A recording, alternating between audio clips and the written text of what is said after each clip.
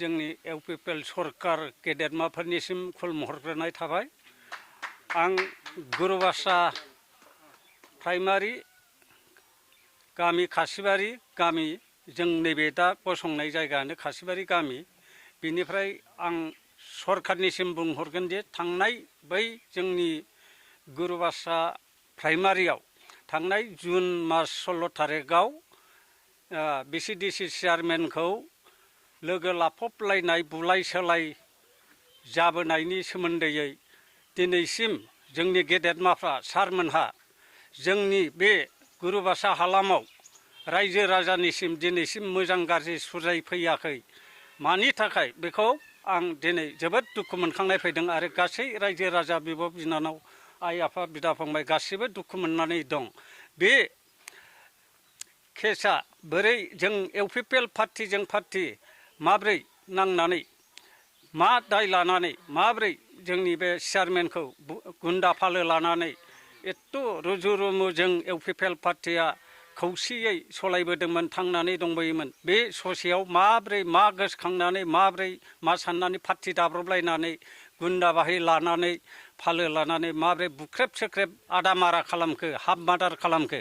बिनि केसआ इपिआरआ दासिमबो मा रोखोम जानानै दं, माब्रै जाखो, रेजिस्टार जासेयावबो माब्रै जाखो, मा जाखो, सरकारनि आयेना मा थैनानै थाखो, सरकारा मा खालामखो।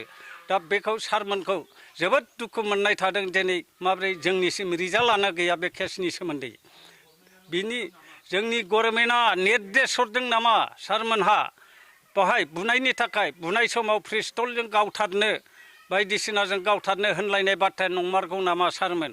सैथोब्ला सैथोखौ बुं, सैथो नङाब्ला जोंनि नैबे गुरुबासा हालामाव थाबैनो फैनानै रायजो राजाजों समाधान खालामफै, बुजायफै, होनब्ला जों फोथायनाय थागोन। नङाब्ला बेनि सोमोन्दै लानानै जोंनि नैबे गुरुबासा प्राइमारि हालामनि मानसिफ्रा, जोंनि खासिबारि गामि मानसिफ्रा बे गुलु गुजु जानाय, बे गुन्दा बाहि थानाय पार्टि थानायनि थाखायनो गुलु गुजु जानानै दं।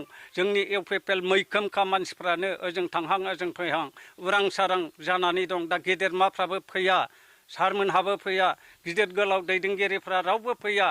मा जाखो बे केसनि सोमोन्दै बिनि रिजाल्टआनो गैया। दा बेवहाय जों गोनो गोथो जानानै दं रायजोफ्रा। दा प्रमद सारमोनहा एसे गोख्रै नैबे जोंनि बुलायनायनि सोमोन्दैयै एसे नायबिजिरखौ जोंनि गामियाव फैनानै बा गुरुबासा प्राइमारियाव फैनानै एसे नायबिजिरखौ जोंनो फोरमायफैयोब्ला रायजो राजाया जोबोद गाहाम जागोन। आं बेखिनिखौनो खावलायनानै दोनबाय।